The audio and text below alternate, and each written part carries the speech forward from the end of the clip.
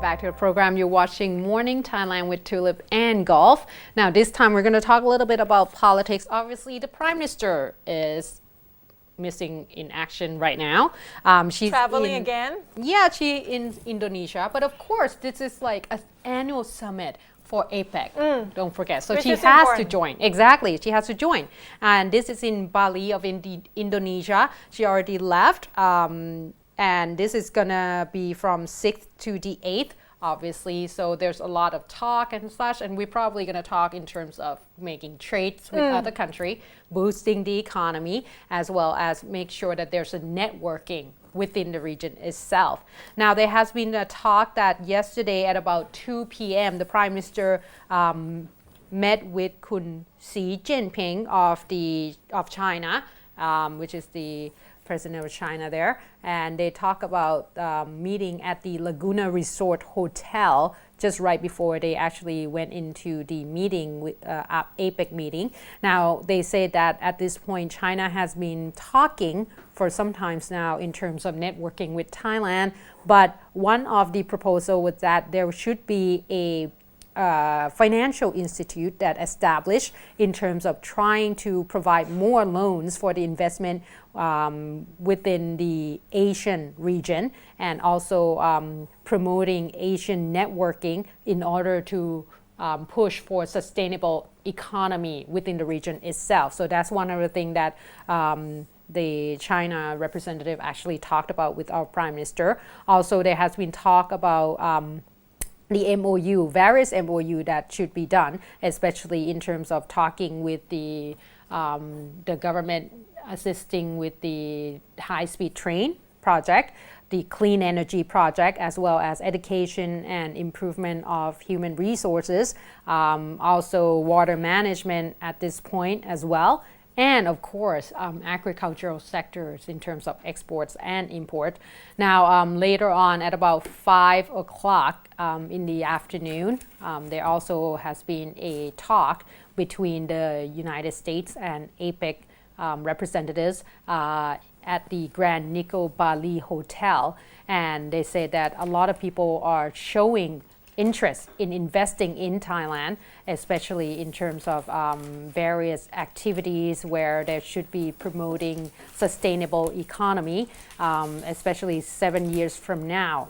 Now they say that at this point the U.S. investors also show quite a bit of interest with Thailand as well to make sure that they join and support us and creating more sustainable economy. And this is one of the things that I think would be a good thing for the Prime Minister to be able to showcase what we are capable of, and at least perhaps making a little bit more of MOU so that guarantee the trade and export between the country within ASEAN region itself, as well as with the United States. But of course, being with Thai politics and such, they also talk about astrology, saying that she has to go at this time due to the fact that, remember I mentioned that October the 8th supposed to be the date where the Pheu Thai party fate somehow was the lowest point or something like that according to astrology. And so they said the Prime Minister needs to change her whereabouts location in order to shift that fate. I don't know. That's another thing that has been on the news. So it's quite interesting when you see that kind of stuff. But of course, the Pheu Thai party said they just have to be there. But it's a valid reason to be at the conference. Exactly. But because every time there's such conference, our head of the country always join. Yeah. So exactly. It just happened to be on that day, and people just make connections. But I thought that was quite interesting that actually it was on the news. There's I think that Thairat actually gave like a long list of astrology predictions and such with the whole stars. It's something in Thai culture that we tend to rely on. Very superstitious, that's for sure. But it's still interesting indeed. Okay. All right. Next news is nothing about superstition, but it's all about Thai politics system.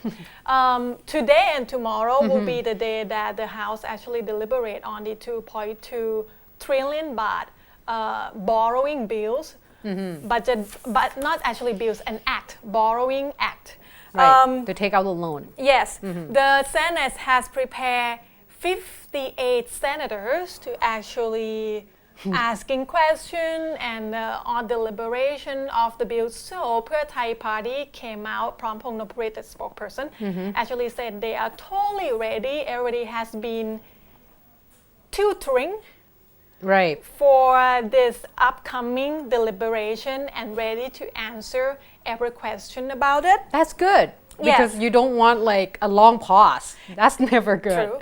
Additional to that, remember we report about the roadshow happened in Nong Khai. That is actually one of the campaign that promote how that 2.2 trillion will be used in terms of infrastructure. Everybody likes it. And he said that it's just to show how popular the program is, and everybody loved what they experienced. And that's just to show to the opposition and the senators that it's actually a really good project and good way that to it use works. this 2.2 trillion budget. But among the senators themselves, it's still, there's a lot of different opinions, of course. There's the radical one, they said itself, this is the exact word. There's the radical ones, the one that see totally different points of view. There's the one that kind of incline to the agree with the government, and there's the one that totally agree with the government. So they said it will be a grueling, difficult deliberation in 2 days. So today and tomorrow we'll hear something, because we always hear something unexpected from the House deliberation, actually. Of course. So they said if this passed the House vote, the 40 senators group decided they will ask the Constitutional Court to make the judicial decision whether this 2.2 trillion baht budget act itself actually violate the Constitution on Article 154 and 169 that involve the emergency fund, the spending of emergency fund. So it's not going to be done easily. Right. And even though Pheu Thai party always have the majority vote, but this will not be easy because it's a lot of hurdle.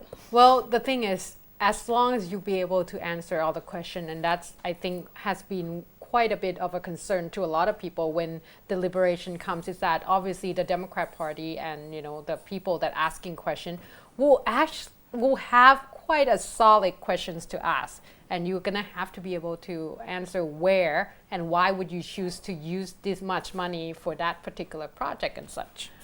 Yes, and you might be curious what happened last week when we talked about the Constitutional Court actually made judicial decision that another Budget Bills Act, Fiscal Year Act, actually not violate the Constitution. This is a totally different one. This is about the Borrowing Act that has been discussed. For that particular one, I think that is supposed to be allocated to 3 independent organizations, and they discuss whether or not that has been violating the law and such, and obviously it hasn't. So that particular budget could be used still. This 2.2 trillion baht borrowing act has been very, very controversial. Yeah, very controversial for a good reason. I think that it sit well with me. At least I feel a little bit better that they discuss a little bit more. Yes. And it takes a longer time to actually, you know, go through this. And over the weekend, actually, there was a I would call a mini debate between Gornjatigawanit